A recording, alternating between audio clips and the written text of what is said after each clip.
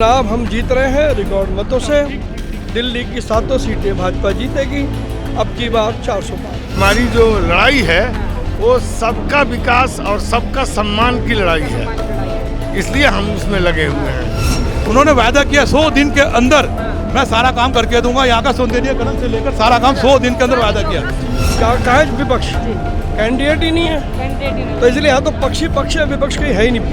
पूरी दिल्ली में विपक्ष कहीं नहीं है। में मौजूद हैं चांदनी चौक लोकसभा सीट से प्रत्याशी प्रवीण खंडेवाल जी। सर आपको बहुत बहुत शुभकामनाएं, आपको टिकट मिली है इस बार। क्या ना सर किस मुद्दों पे इस बार होने वाले हैं चुनाव? नरेंद्र मोदी जी का 10 साल का विकास, मोदी की गारंटी और क्षेत्र के लोगों का मोदी पर विश्वास। चुनाव हम जीत रहे हैं रिकॉर्ड मतों से। दिल्ली की 7 सीटें भाजपा जीतेगी। अब की बार 400 पार। अब की बार 400 पार। तो सर लोग का विपक्ष ये भी कहना है कि सरकार को विपक्षी तानाशाही की सरकार क्या दे रहा बार बार, कैसे देख रहे हैं सर? जिस विपक्ष के पास कोई मुद्दा नहीं है वो विपक्ष हमेशा इस प्रकार की अनर्गल बातें करता है। वो लोग आरोपों में घिरे हैं, आरोपों का जवाब देना बनता नहीं है, तो लिहाजा उनके पास एक ही रटाया डायलॉग है जो जिसकी कोई वास्तविकता नहीं है। क्या लगा सर चांदनी चौक से जो विपक्ष है आपके विपक्ष में खड़े हैं, क्या लगा सर कितना मजबूत है विपक्ष? क्या कहा विपक्ष कैंडिडेट ही नहीं है, कैंडिडेट ही नहीं, तो इसलिए यहाँ तो पक्ष है, विपक्ष कहीं है ही नहीं। पूरी दिल्ली में विपक्ष कहीं नहीं है। पूरी दिल्ली में विपक्ष नहीं है, यानी कि आप पूरे इस बार श्योर हैं कि 400 पार कर रहे हैं? 101%। 101%। और चांदनी चौक से हम रिकॉर्ड मतों से जीत रहे हैं। दिल्ली की 7 सीटें भी हम बड़े मार्जिन से जीत रहे हैं। सर आपसे एक अंतिम सवाल करना चाहेंगे, दिल्ली में ही खड़े हैं, दिल्ली के मुख्यमंत्री जी हाल ही फिलहाल में अब जेल गए हैं, तो आरोप लग रहे हैं कि गलत तरीके से बार बार कहा जा रहा है कि सबूत नहीं मिल रहे हैं, सिद्ध नहीं हो पा रहा, कैसे देख रहे हैं सर इसको? ये दिल्ली के मुख्यमंत्री कानून का सम्मान करना नहीं जानते हैं। जेल उनको कोर्ट ने भेजा है। कानून का सम्मान करें और कानून जो पूछ रहा है उसको बताएं। दूध का दूध पानी का पानी हो जाएगा। सर कैसे देख रहे हैं 400 पार का जो दावा हो रहा है, आप कर रहे हैं 400 पार? पूरा विश्वास है इस बार? पूरा विश्वास है। देश के पूरे मोहल्ले से, हर एक राज्य से यहाँ के व्यापारी आया है। मैं खुद महाराष्ट्र से हूँ। पूरे राज्यों से हर एक राज्य का प्रतिनिधि यहाँ पे है। देश के पूरे व्यापारियों का समर्थन चांदनी चौक के हमारे प्रवीण जी खंडेलवाल के लिए है। जैसे मोदी जी ने बोला है कि आपकी बार 400 बार पूरे देश में, जैसे कि मैं महाराष्ट्र तो महाराष्ट्र में, केरल में, कर्नाटक में, गुजरात में, यानी हर आसाम में, बिहार में, हर जगह मोदी जी की चर्चा है और ये वोट जाएगा थे मोदी जी को। तो आपकी बार मोदी और 400 पार। सर लोग कह रहे हैं कि तानाशाही की सरकार है, क्या कहना चाहेंगे? नहीं, तानाशाही कैसे बोल सकते, जबकि सबका विचार लेके, सबका आचार लेके कर रहे हैं। खाली सबको दिखता है कि निर्णय, लेकिन निर्णय उनके मुंह से आता है, लेकिन सब कोर कमेटी से पूछ के सबको विचार में लेके निर्णय होता है। तानाशाही कोई नहीं है। तानाशाही इसको बोलते हैं जो बिना पूछे हुए किए, ये बिना पूछे हुए अच्छे काम कर रहे हैं। गलत काम कोई भी तानाशाही किसको बोलते, जो गलत काम कर दे उसको तानाशाही बोलते।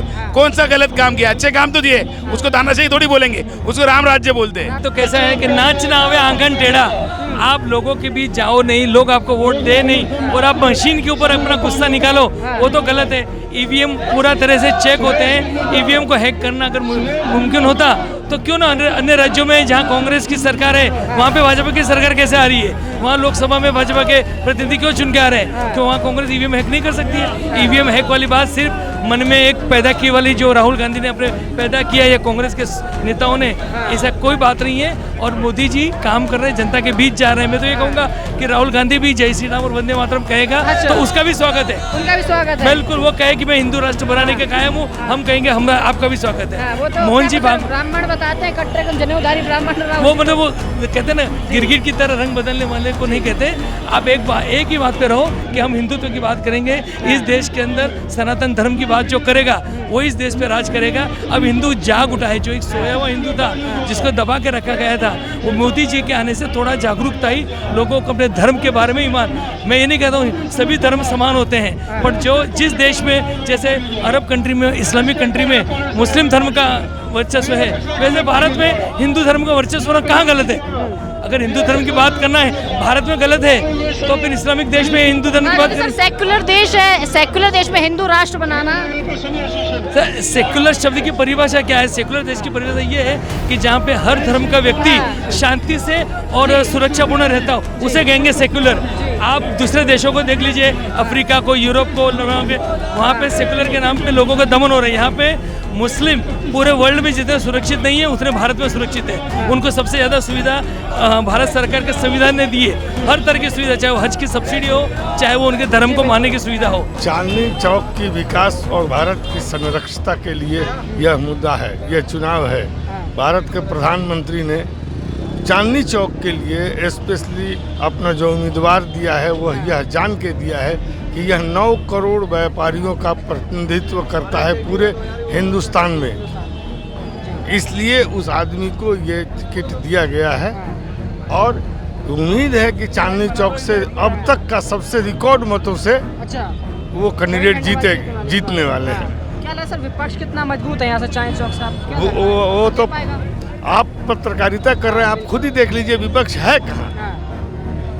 और हम जन जन में हैं, घर घर में हैं, इसलिए हमारी जो लड़ाई है वो सबका विकास और सबका सम्मान की लड़ाई है, इसलिए हम उसमें लगे हुए हैं। विपक्ष सर कहता है कि जो हमारे साथ तानाशाही कर रहे हैं हम लोग को खड़ा भी नहीं होने दिया जा रहा है। तानाशाही का मतलब क्या होता है?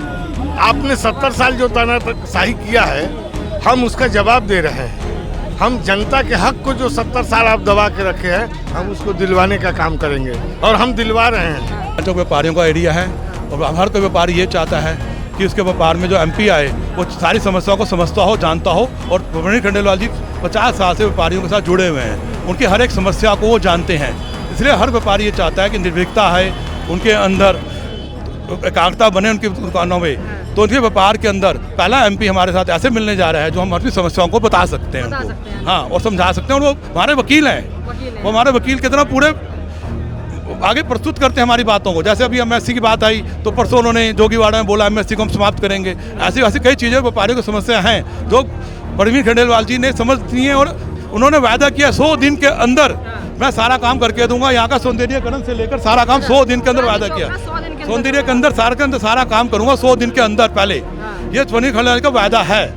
और उन्होंने व्यापार के लिए व्यापारी गढ़ में ऐसा नेता जो व्यापारियों को समझता हो वो आए हैं अपनी बारी, तो इसलिए व्यापारी सबसे ज़्यादा प्रभावित हैं और सब खुश है, क्योंकि उनको व्यापार के अंदर उनके जो निर्भरता चाहिए थी प्रवीण खंडेलवाल दे सकते हैं। हाँ, तो प्रवीण खंडेलवाल खुद व्यापारी में वर्ग में थे। मैं चांदनी चौक के एरिया के सारे व्यापारी जो महिलाएं हैं उनको गुजारिश करना चाहती हूँ कि प्रवीण खंडेलवाल इनको बहुत ज़्यादा मतों से आप जिताएं, क्योंकि क्याट में जिस तरीके से महिलाओं का संगठन किया गया है और महिलाओं के व्यापार और उनके जो आर्थिक स्थिति अच्छी हो, इसके लिए प्रवीण जी खंडेलवाल इन्होंने जो संगठन करके महिलाओं के लिए काम के साथ साथ उनका मान सम्मान बढ़ाया है।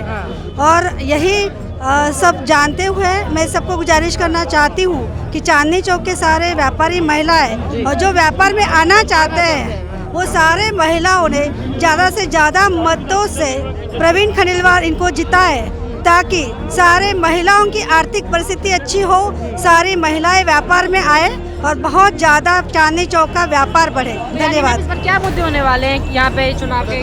क्या लग रहा है, क्या मुद्दे, किन मुद्दों पे चुनाव हो रहे हैं? एक्चुअली देखा जाए तो प्रवीण जी खंडेलवाल जिस तरीके से काम करे वो सारे एंगल से काम करते हैं, सारे मतलब उनके पास इतना सारा तजुर्बा है, वो व्यापारियों की हर चीज़ मतलब अब तक जितने भी प्रॉब्लम्स हैं, तो मुझे ऐसे लगता है कि अगर आपको बदलाव चाहिए तो बदलाव करने का यही एक तरीका है, यही एक क्षण है हमारे बदलाव के, व्यापारियों के बदलाव के लिए। तो ये क्षण ना आप पूरी तरह से इसको, अगर आप जानते हैं कि सारे व्यापारियों में जितनी सारी छोटी छोटी प्रॉब्लम्स मतलब इतने माइक्रो प्रॉब्लम से लेके बड़ी प्रॉब्लम तक अब तक सारी जो चीज़ें हैं, मतलब हम GST बोलो या टैक्स की बात करो या व्यापारियों को जो अलग अलग जो मटेरियल होता है, जो डोमेस्टिक मार्केट हो या इंटरनेशनल मार्केट हो, वहाँ तक मतलब गली से लेके हम बोल सकते हैं कि वोकल टू ग्लोबल, इस तरीके से प्रवीण जी खंडेलवाल इनका काम रहा है। तो इस काम का मैं खुद उस काम के गवाह हूँ। मैं बहुत सालों से कैट से जुड़ी हूँ और महिला संगठन के लिए मैं काम करती हूँ और मैंने प्रवीण जी को देखा है, महिलाओं को काम में आगे मतलब मुख्य प्रवाह में महिलाओं को वो लाना चाहते हैं। हाँ, तो यही जो है, तो मुझे ऐसे लगता है कि मैं सभी महिलाओं को बार बार यही गुजारिश करना चाहूँगी कि आप भी खुद आगे बढ़िए, मुख्य प्रवाह में आइए, प्रवीण जी खलीलवाल इनको जिताए हैं, और आर्थिक सिचुएशन हो या आपकी व्यापार का बढ़ावा देना हो तो ज़रूर प्रवीण जी खलीलवाल इनके माध्यम से, बीजेपी के माध्यम से, और हम जानते हैं कि मोदी सरकार जो है वो भी महिलाओं को आगे बढ़ावा दे रहे हैं, और कैट भी वही कर रहा है, प्रवीण जी खलीलवाल भी वही कर रहे हैं। तो मुझे ऐसे लगता है कि ये सारी जानकारी जो है ये महिलाओं के लिए है। पूर्ण विश्वास में प्रवीण जी जीत रहे हैं इस बार? 100% नहीं, 1000%, यस यस।